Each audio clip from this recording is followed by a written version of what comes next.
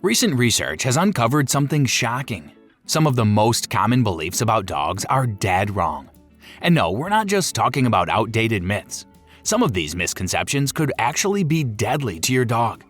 Let's find out what they are. Number 1. Pretty in monochrome. The rumor that dogs are completely colorblind is still around today. But did you know it's been debunked? Dogs can't see the same way we do, but they don't see in black and white either. They can see some colors, but it's limited to just two: blue and yellow. This is because of the cones in the retinas of their eyes. These cones are color-detecting cells that are stimulated by light. They tell the brain to distinguish between red-green and blue-yellow colors, giving us color vision. Humans usually have 3 types of cones, which is why most of us can see in full color. Dogs only have 2 cone types and have similar eyes to people who can't see red-green light. Instead of seeing red and green, dogs just see shades of gray. To them, a green apple looks grayish and dull, while their blue ball looks bright and colorful. This is why many dogs prefer blue and yellow-colored toys, or combinations of the two, rather than shades of red and green. Since they can see blue and yellow, these colors are more eye-catching and interesting to look at. However, there is evidence that suggests dogs can see colors that we can't. A study in 2014 in the Proceedings of the Royal Society Bee Journal found that a dog's eyes are more sensitive to ultraviolet light. Since your own eyes block UV, it's possible that dogs can see things we can't. Number 2. Become the alpha. When it comes to training, there's a lot of advice about making sure you hold the dominant position in the pack. This advice falls back on outdated beliefs about the hierarchy in wolf packs, where the alpha wolf is in charge and everyone else falls in line. Since dogs are descended from wolves, a lot of people believe that the owner has to be the alpha to make sure the dog listens. Recent studies by wildlife biologists have found this isn't the case. Instead of constantly battling for dominance, wolf packs are more family-oriented, with older wolves guiding and teaching the young until they go off to make their own pack. Dominance-based training is often traumatic for dogs. When your dog just wants to trust and love you, it can be scary and confusing when someone pins them down or snatches their food off them. They don't know what they did wrong, and it doesn't teach them anything. Positive reinforcement is always the better option. This training method relies on rewarding good behavior so your dog associates it with happy feelings. When they enjoy themselves, they're far more likely to repeat desirable behavior. It makes you happy too. For them, that's always a win. Number 3. 1 dog year equals 7 human years. In the 1950s, it was commonly believed that dogs aged 7 years for every year they lived. This is still a common belief today. However, research has shown that this idea is actually too simple to explain how dogs age. The belief actually caused a lot of confusion about how to properly care for puppies and senior dogs, especially for supporting an elderly dog's health issues. It also doesn't take into account that small breeds frequently live well into their teen years, and some large breeds only live for 9 or 10 years.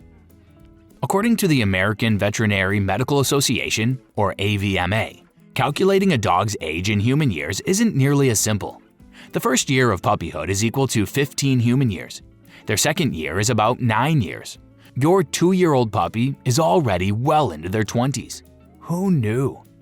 Finally, every year your dog ages after that is an additional 5 years in human time. Time really does fly. Number 4. A wagging tail equals a happy dog. Wagging tails are another commonly misjudged sign. You see a wagging tail and you know the dog is happy.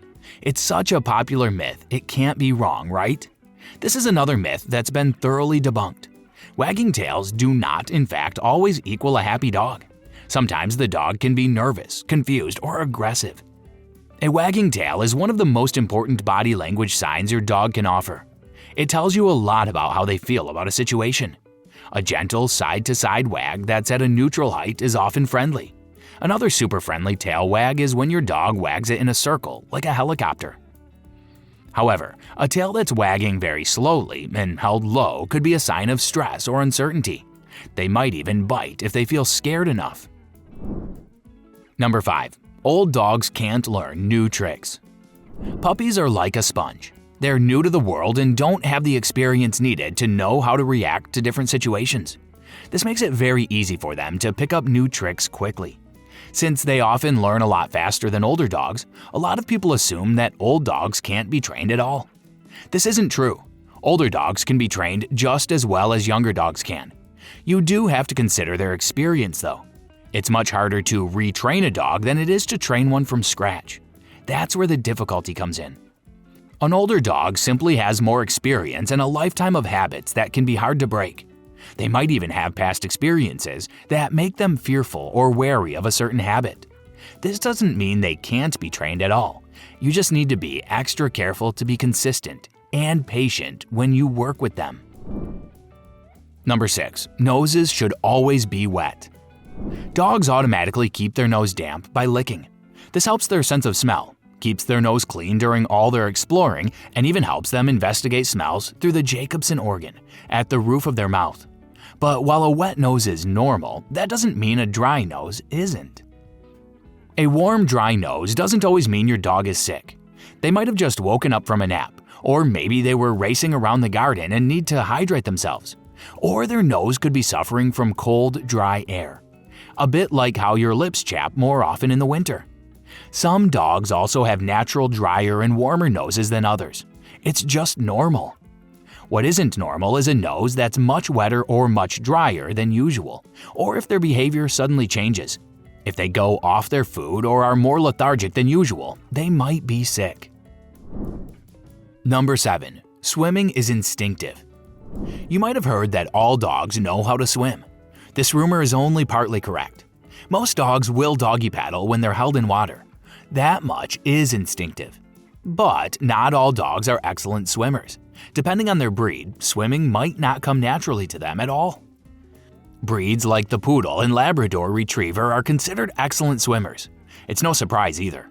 They were originally bred for water retrieval, where they'd retrieve ducks for their owners during hunts. These ducks adore water, and their ability to swim is written in their genes. However, breeds like the Bulldog aren't very good swimmers at all. Their body structure makes it much harder for them to swim, like their water-loving counterparts. Not only does their adorably squashed nose make breathing difficult, but their heavy-set muscles and short legs make staying afloat a challenge. You should always supervise your dog around water, even if they're excellent swimmers. But a lot of dogs need additional help, like a doggy life jacket. Number 8. A little bit of chocolate won't hurt. Perhaps one of the biggest myths about dogs is chocolate. It used to be a common treat for dogs. It's sweet, tasty, and most humans love it. Why wouldn't our loyal pooches enjoy it too? These days, most people, even if they're not dog owners, know that chocolate is toxic to dogs. In the worst-case scenario, eating chocolate can even be fatal. Chocolate contains theobromine and caffeine. Caffeine on its own is toxic to dogs, but theobromine isn't something to ignore. The darker and more bitter the chocolate, the more theobromine is present. But no matter how little theobromine is in that piece of white chocolate, the chocolate itself can still cause vomiting, increased thirst, excessive urination, and increased heart rate. Some dogs can suffer from muscle tremors, seizures, and arrhythmia too. To keep your dog healthy, stick with dog-safe treats for your pooch. But that's okay, it means more chocolate for you. Number 9. The guilty puppy dog eyes. Another common belief is that dogs feel guilty when they do something wrong. You might think, of course they do, because of those sad, beseeching puppy dog eyes they give you. They're particularly good at them whenever they're in trouble. But your dog isn't feeling guilty for tearing your socks to shreds. Your dog probably doesn't even remember doing it. They just think they found something that smelled like you. Chewing on it was an instinctive way to feel closer to you and soothe their anxiety about your absence.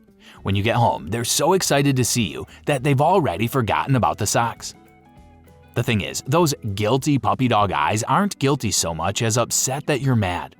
Dogs just want to make their pack mates happy, which includes you. They don't like to see you upset.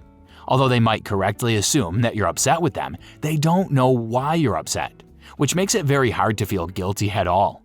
Many dogs learn that giving a sorry look whenever you're upset makes you more likely to give them a reassuring pat too. If dogs don't feel guilty, how do they say sorry? Check out this video to find out.